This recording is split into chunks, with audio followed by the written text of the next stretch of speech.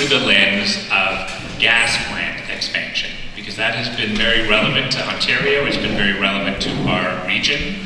And so we're going to shift gears a little bit for a few minutes from talking to neighbors, and we're going to look at talking to government and talking about public policy. I think that Joseph will be happy because this is going to be a very fact-based, scientific approach, and we're going to look at some actual successful changes that people in this room helped to make. So, gas plants and disinformation. So this is an image of greenhouse gas emissions trends in Canada up to 2018, roughly. So, you can see oil and gas is very high, it continues to be, it's trending up and continues to be. In fact, most things are trending up, and the biggest exception, as you can see, is this red line, which is electricity. So electricity emissions in Canada actually peaked around 2000, and were declining consistently for about 15 years after that. And that was in large part because of one decision. That was a decision by the McGuinty government to shut down the coal-fired power plants in Ontario. And that made a dramatic difference to Canada's overall greenhouse gas emissions, because coal is so incredibly dirty. Now, what this image doesn't show is what happened just after this. So, in 2018, Doug Ford was elected Premier of Ontario, and he canceled, in the years after, almost $250 million in renewable energy contracts, including canceling things like wind turbine farms that were almost complete. Canceled about 750 different renewable energy projects. And that caused a big problem, because those energy projects we actually needed, right? We need electrical generation, and we need clean energy generation.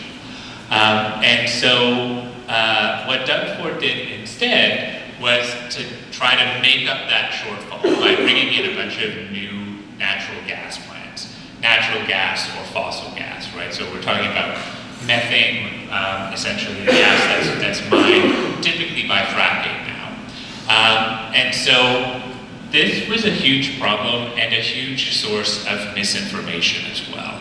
So, when we talk about misinformation or disinformation, the problem isn't usually that individual people have done their research and come to different conclusions.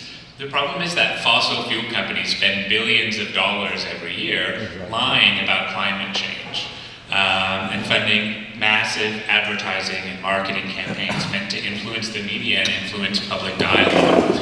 And that was particularly the case with natural gas or with fossil gas. And so we were facing the issue in particular last fall, so in the autumn, late to 2023, because the IESO, the Independent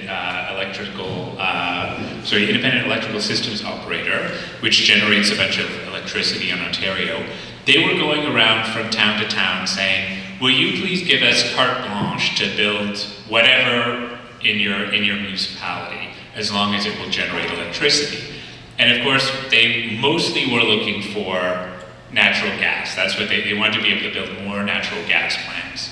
And they did that by saying a couple of different things. So on one hand, they said, natural gas is a clean fuel, which it's not really. It releases carbon. And when you account for the effects of fracking and carbon leaks and methane leaking into the atmosphere, it's actually almost as bad as coal in terms of the greenhouse gas effects, if not the atmospheric pollution or particulate.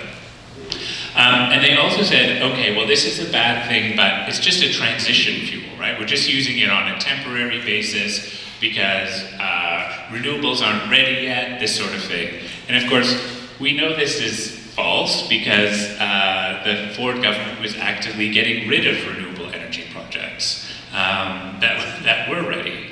And they also said, okay, well, if you give us carte blanche to build whatever we want, that maybe we'll build batteries and other stuff. We could do all sorts of things, even though they were really focused on fossil fuels, on burning more fossil fuels. And so they approached in series the city of Kingston, Loyalist Township, and also Greater Napanee. And so they were going to these different municipalities and asking them to sign like a blanket approval, a blanket endorsement of all new kinds of energy generation. And so a number of us, including people in this room, saw this going on and decided that we had to do something about it. And so one of the things that we did was we actually wrote a community letter that highlighted the concerns that we had and the reasons that we were opposed to this. And I put a copy of the text of that letter on your table so that you can see it as a handout there. But I'm also going to highlight some of the things that we said when we went to different municipal councils to encourage them to act differently. And so one of the things that we pointed out was, hey, the IESO, the federal or the Ford government, they say that they want blanket approval because they want to build more renewable energy. But if you look at what they've done, they've actually doubled their use of fossil fuels to generate electricity since 2017. And so over a 5-year period, they doubled that, but they only had slight increases, relatively speaking, in renewable energy generation. So this was a problem, and we were trying to essentially call into question the credibility of the Ford government in asking for more kinds of energy generation. One of the other factors that were important to point out was that we didn't actually need new gas plants in order to meet electrical needs. That by using renewables, as well as imported electricity by hydro, organizations from the Ontario Clean Air Alliance, even to Royal Bank of Canada, which is the world's biggest funder of fossil fuel developments, even they said you don't actually need these new gas plants. We're also really concerned about the way that the funding structure worked, or the contracts worked. So the provincial government wanted to have these new plants built, these new fossil gas burning plants. But the problem is that federal regulations would require those plants to shut down in 2035, clean air regulations. And so, we're talking about starting construction on something now that's going to shut down in 10 years, right? That's not affordable. Like, how can you justify the economics of that? So the private companies didn't actually want to build these because they wouldn't be able to get their investment out. So the Ford government said, okay, well, what we'll do is we'll keep paying you after the plants are shut down. So they were essentially, instead of investing in renewable energy, they were giving multiple billions of dollars to fossil fuel companies to literally do nothing. So even after those plants had shut down, they would continue to give them billions of dollars that could have gone into, anything from healthcare to renewable energy to things that our community actually needs. And so the result of that is that energy and electricity would actually get more expensive in Ontario for regular people. And one of the reasons it didn't make sense is because renewable energy is actually cheaper than fossil fuels now.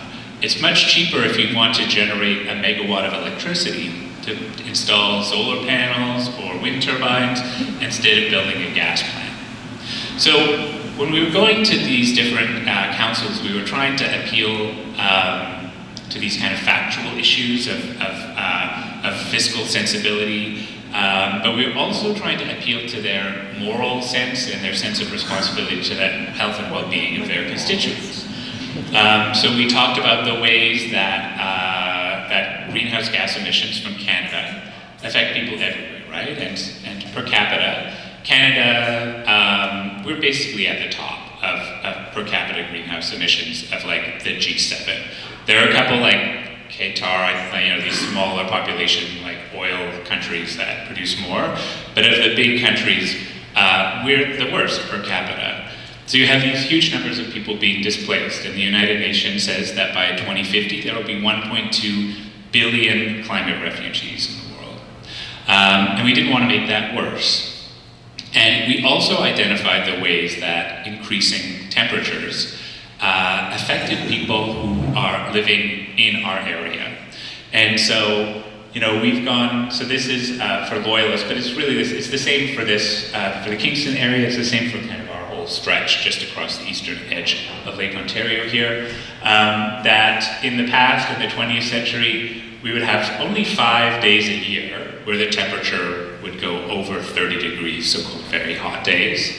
Now there are 3 times as many, there are 15 very hot days per year.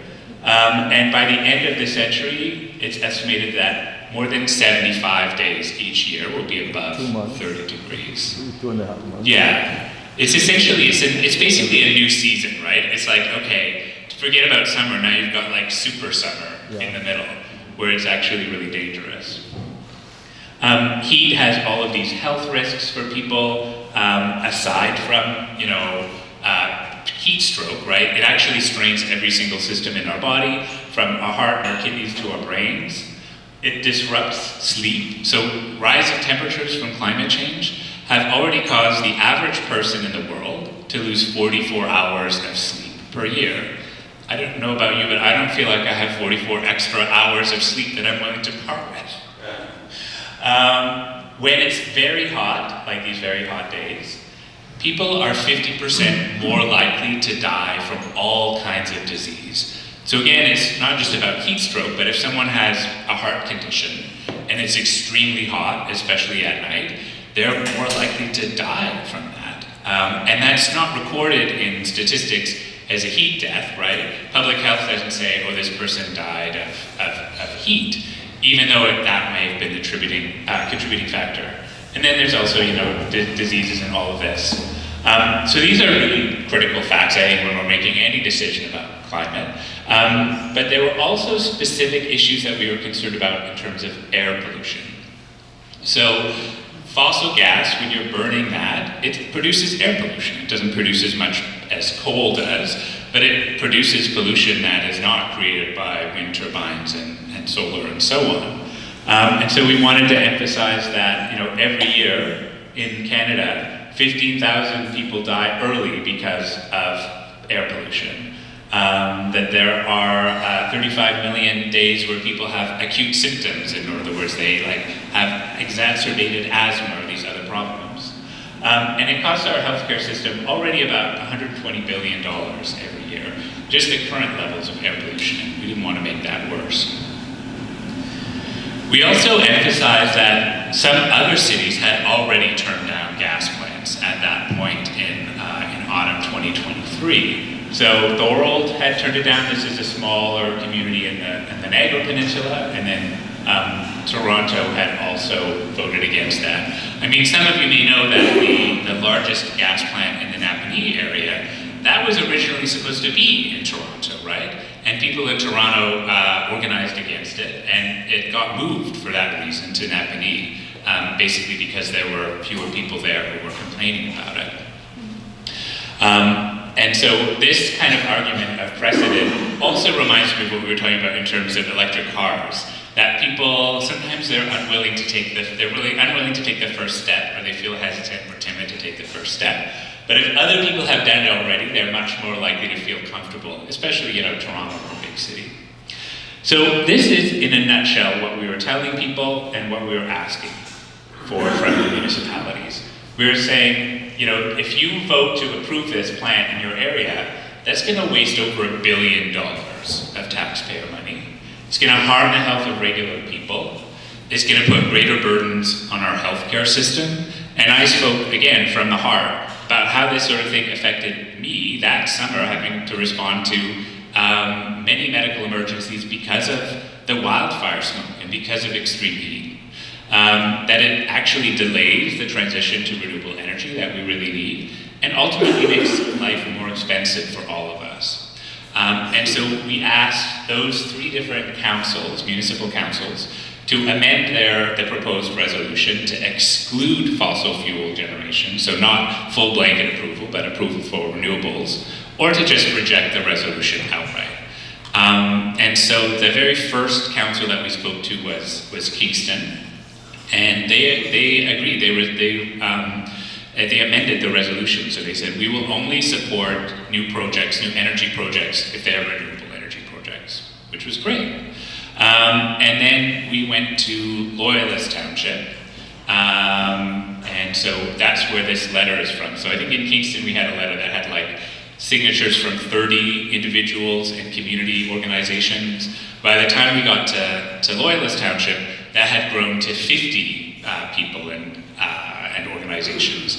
And that was in large part because of like networks, community networks of people like the Green Group who had already been talking about climate issues and so could respond quickly. Something that was really tricky in Loyalist Township was their kind of their procedural bylaws. Basically, we realized that this was coming before the council for a vote only 4 days before it actually came to a vote. And their rules said that you have to ask at least one business week in advance if you want to be able to speak on an issue, which raises some really fundamental questions about democracy. But we were able to get all of these people together to sign. And the room was packed on the night of that vote. And what I was told by 2 different councillors was that was the biggest community response that they'd seen to any issue since they'd been elected, since the start of their term.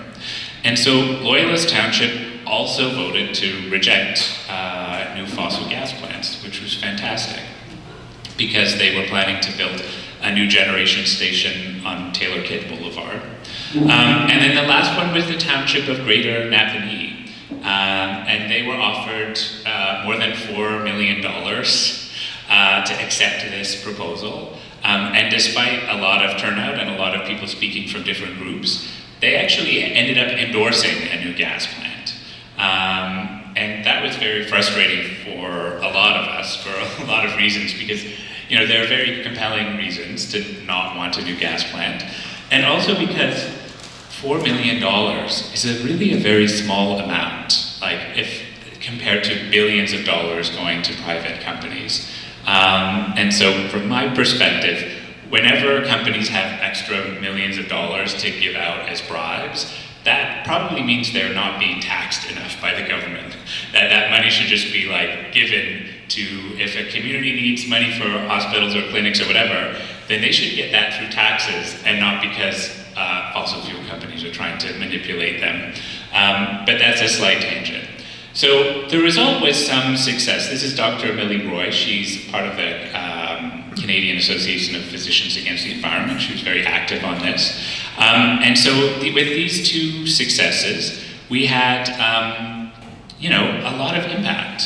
So despite, I'm disappointed that that project is advancing right now in Greater Napanee, but by stopping one plant, we actually saved like $1 billion of taxpayer money and an enormous amount of greenhouse gas emissions over a decade or more. So for a handful of community members organizing in a really short period of time, I think that's actually a pretty amazing impact. Do people have any questions about? Yeah. Yes, I have 2 questions. Where did the $4 million come from? That's one question. The other is, how did you manage to get all this done in 4 days? So the $4 million came from Atura, which is like basically a holding company that owns the natural gas plant. So it came from a private company. It was passed through a private company, but it was government money. It was taxpayer money. So that company got taxpayer money and then used it to bribe a local municipality instead of that municipality just getting the money they needed. And so in terms of the 4 days. 4 days. Yeah, I mean, it was a lot simpler, the fact that we already had done the same thing in Kingston a few weeks earlier. So we kind of had a letter that we could adapt. We had some people who'd already signed it. But really, it relied on like community groups and community relationships, right? So I reached out to people like Dawn and Mary to connect with folks in the Green Group. I connected with, as a farmer, I know tons of farmers in Loyalist Township, and so I was able to connect to them. And it was really about like mobilizing those human relationships. So I think this is really the success in this case is about like bringing human relationships and facts together at a critical time when decisions are being made. So it wasn't easy, but it did work. And I think one of the challenges in Napanee was that, I live east of Kingston, right? So I just don't know as many people in the greater Napanee area. And so I think it was harder for people to mobilize there. And I also think that opposition was led by groups like Environmental Defense in Toronto.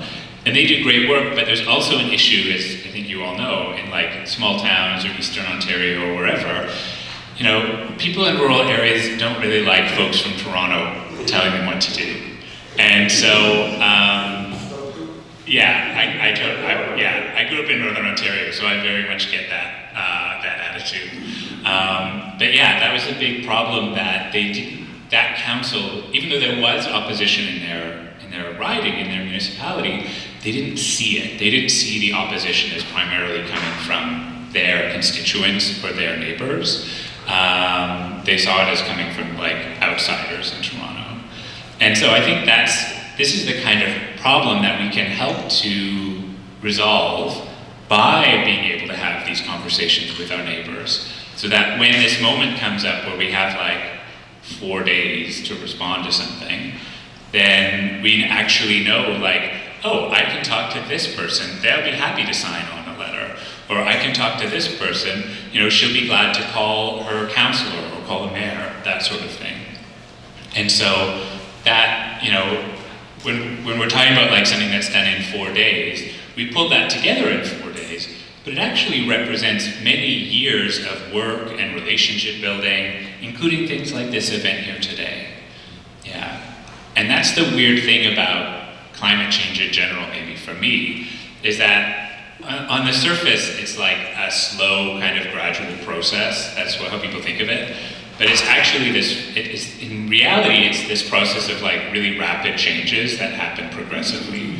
And that's the case both for like wildfires that affect all of a sudden our quality of air and our ability to go outside, but also our chances to intervene can be really surprising and show up when we weren't expecting them. And so having kind of networks and relationships that let us respond effectively in a short time are what makes it possible to win some of these kind of community struggles. Are there other thoughts or questions about the gas plants in particular?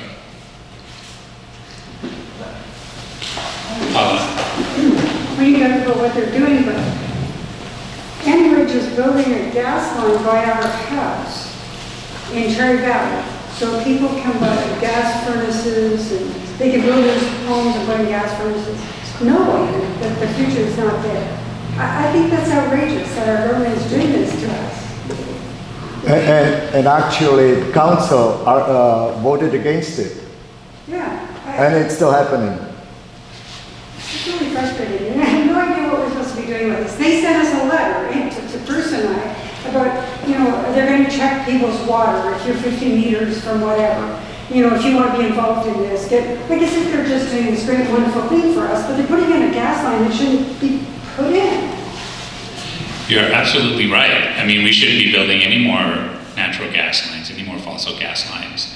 And I think probably most of you also saw that that new construction, basically new developments, everyone there is paying, every new subdivision, people are paying to have gas hooked up. Even if they don't want it, even if they never use it. Don, I think you were mentioning that you get charged for gas. Yeah. We haven't used any gas since we got the heat pump and water heater in, zero gas. But we're still charged $47 a month. And they labeled it as gas on our bill. But what it really is a maintenance fee. It costs them to maintain the gas meter. So that's built in, so people don't know that. Yeah. On the utility bill or on the tax bill? Well, our gas bill, Rebecca was gas. $47 a month for nothing. We use zero gas. So we need to have the option there. to use it. That's how they'll sell it to you, right? Is it's the delivery charge, even if you didn't use it. If you didn't use water, they're still going to give you a delivery charge because you could have used water and they put water at the door, right? The reason I wanted to keep the gas is for backup heat, but there's a way around that. I can convert the furnace to propane, get a 100-pound propane tank, that's all I need. So then I can tell Enbridge to go somewhere else. Yeah. And this connection issue has been, oh, sorry, go ahead, Mary. Well, just down the street from us, there's 750 new homes proposed. They're starting to break ground for that. Is there any way that an individual and her circle can block Enbridge from putting the gas lines in there? It's really difficult to do right now, and this is partly a provincial issue. So I think that people, if you've been following this, maybe you've seen that the Ontario Energy Board, which regulates kind of energy transport and generation in Ontario, they had said, oh, this business of like taxpayers paying for the installation of natural gas lines in new places, that doesn't make sense. It should be like private companies, if they're profiting, they should be the ones who are paying for that. And then the Ford government overruled them and said, no, taxpayer monies should go to subsidizing Enbridge. And some municipalities, like for example, City Council in Kingston, they've opposed this, but there's a core problem that the Ford government is just not responsive. Like, they don't care about this stuff, and a lot of them don't believe climate change is real. And so I think in order to really fix that problem, that's actually going to require municipalities to get together and resist in an organized way, right? And we talked about that earlier with the example of the Greenbelt, that a bunch of municipalities banded together around the Greenbelt and they were able to defeat Ford. And I think we need to see the same thing with municipalities, because a lot of cities or towns are worried, hey, if we say that you can't build gas here, then Enbridge is going to sue us for a lot of money and we're going to be all alone. But, because Enbridge would do that. But if a bunch of municipalities decide together that they don't want any new gas hookups, they could make that happen. They could push back successfully. So far we haven't seen that, but it could happen. And I think it would have to be kind of like the resistance against the gas plants, that it would have to come from like community members would have to push for that and say, we're going to support you as our councillor or as our mayor if you do this. Yeah. Okay, any other? In other words, Enbridge is going to make $47 a month from 750 homes forever. So that, the monthly charge is slightly different. So they get, like, at the very beginning, they, basically they can, like, invoice the municipality to get a bunch of money for the new subdivision to pay for their gas connections. The $47 a month, I think if you, like, totally canceled your gas service, you wouldn't get charged that anymore. Is that my understanding? Is that correct, Don? It's,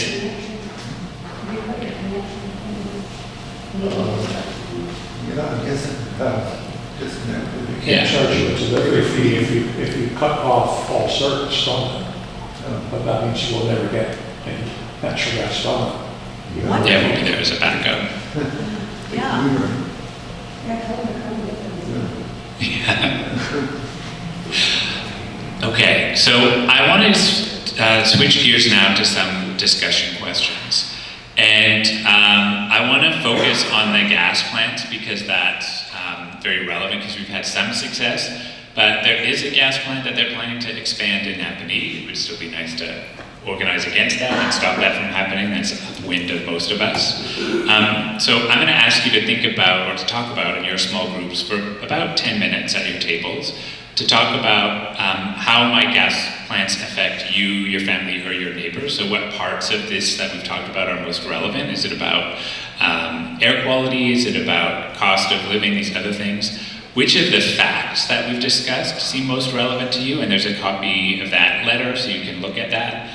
And what are some tools or tips from our earlier conversation that seem relevant to this discussion?